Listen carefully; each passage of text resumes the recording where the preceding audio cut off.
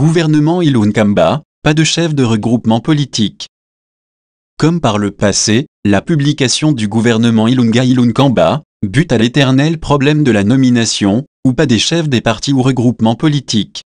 Le Premier ministre et aussi le chef de l'État ne voudraient pas impliquer dans le gouvernement des personnalités au passé réputées conflictuelles.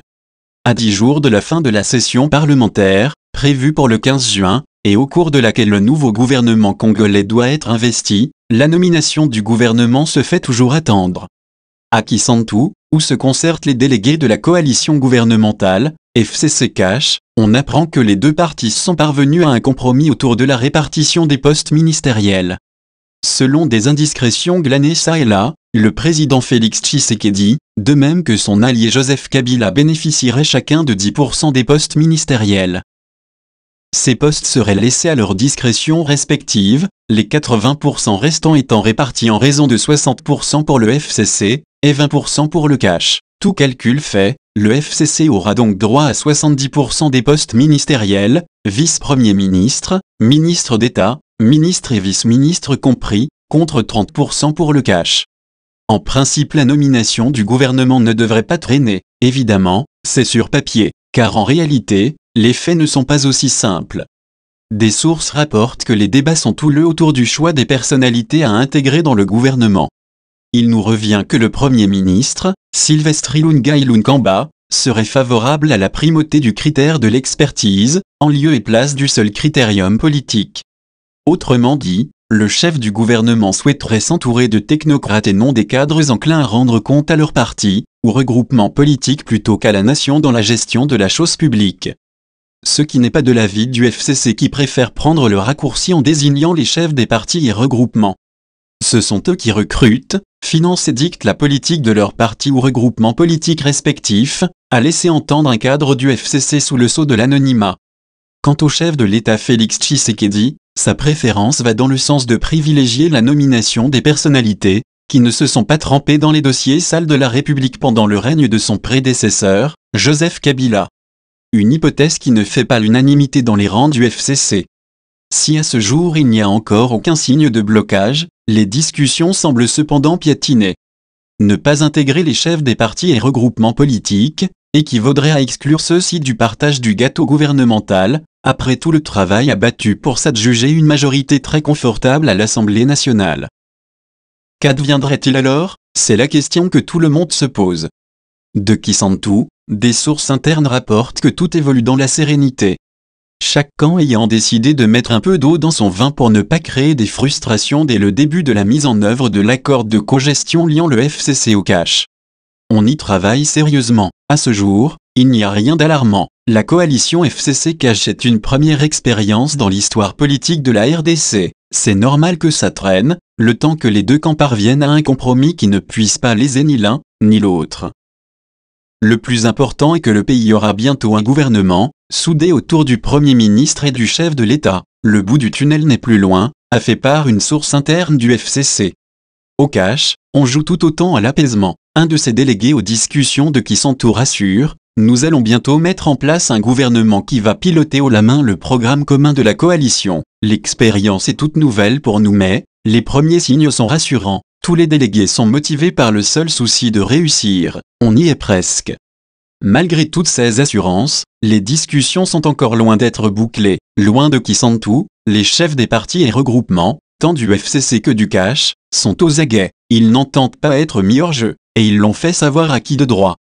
Dans l'histoire politique de la RDC, la formation du gouvernement a toujours été précédée de chaudes empoignades. C'est de bonne guerre d'ailleurs. Mais, il faut reconnaître que dans la démocratie parlementaire, les chefs des partis ou regroupements politiques ont un mot à dire. Ils sont par principe prioritaires, lorsqu'il s'agit de partage des responsabilités, à moins, bien évidemment pour le cas précis de la RDC, que le chef de l'État en décide autrement en misant sur des personnalités clean, ce qui n'est pas évident.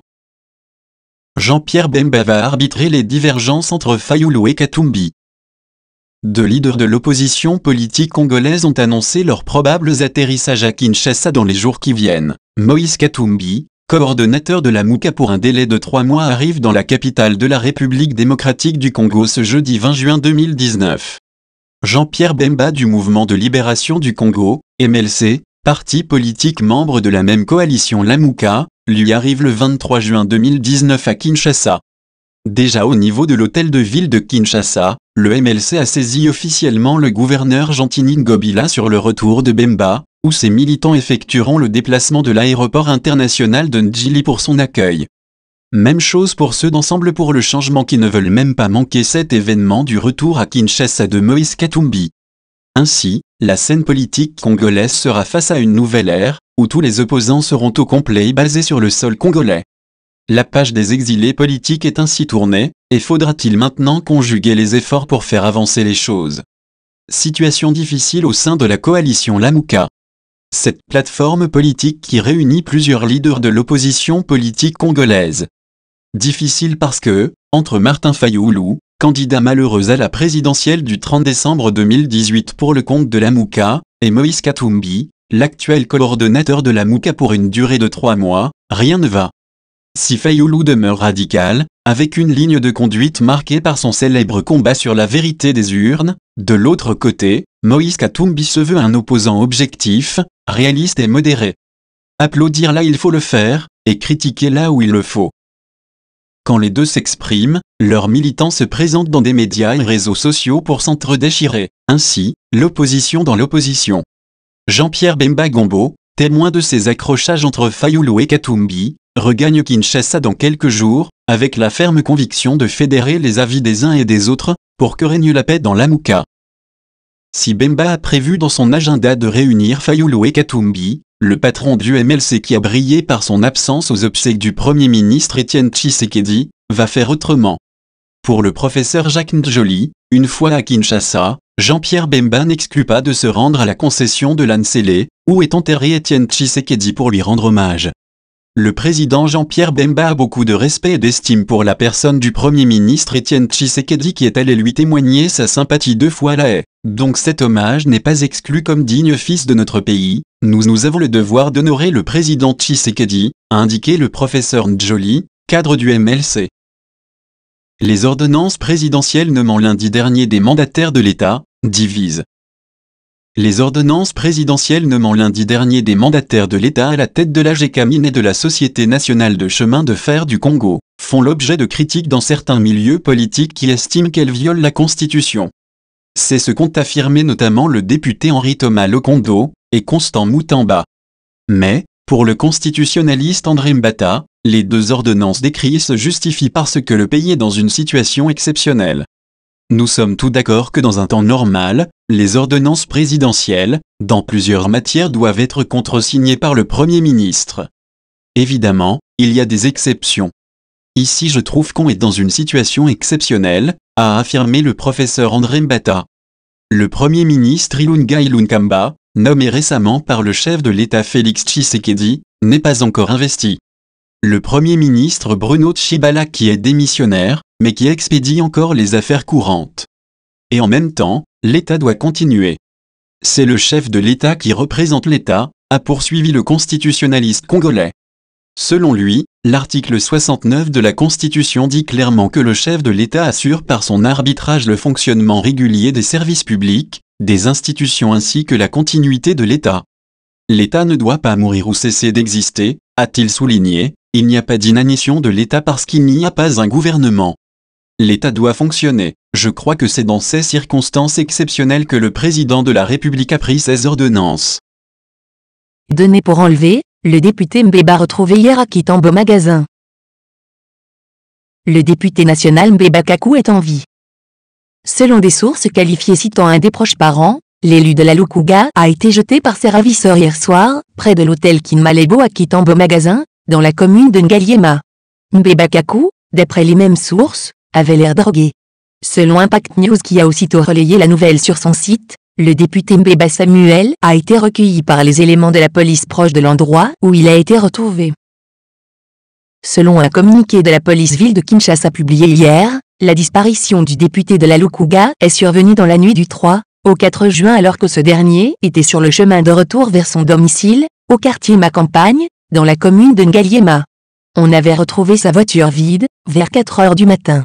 Saisi par le bureau de l'Assemblée nationale, le commissariat provincial de la police, ville de Kinshasa, a donné l'alerte pour retrouver le député porté disparu. Dans un communiqué de presse signé dans la journée d'hier par le commissaire provincial de la police, le général Silvano Kasongo, la police nationale congolaise informait l'opinion de la disparition du dit député. Il avait alors instruit ses services à tout mettre en œuvre pour le retrouver. Un numéro de téléphone avait même été mis à la disposition du public à toutes fins utiles. La disparition du député Mbeba Kaku avait créé une très forte tension au camp Luka, où selon des sources, la population était descendue dans la rue pour manifester. Pour elle, cette disparition sentait l'enlèvement. Sur la radio Top Congo, le rapporteur du bureau de l'Assemblée avait appelé les collègues du député au calme en attendant de savoir le mobile de cette disparition. Jusqu'au moment où on mettait sous presse le journal, on ne connaissait toujours pas le mobile de ce kidnapping. Mais toujours est-il qu'il y a tellement des zones d'ombre dans cette saga que des observateurs se demandent s'il s'est vraiment agi d'un enlèvement.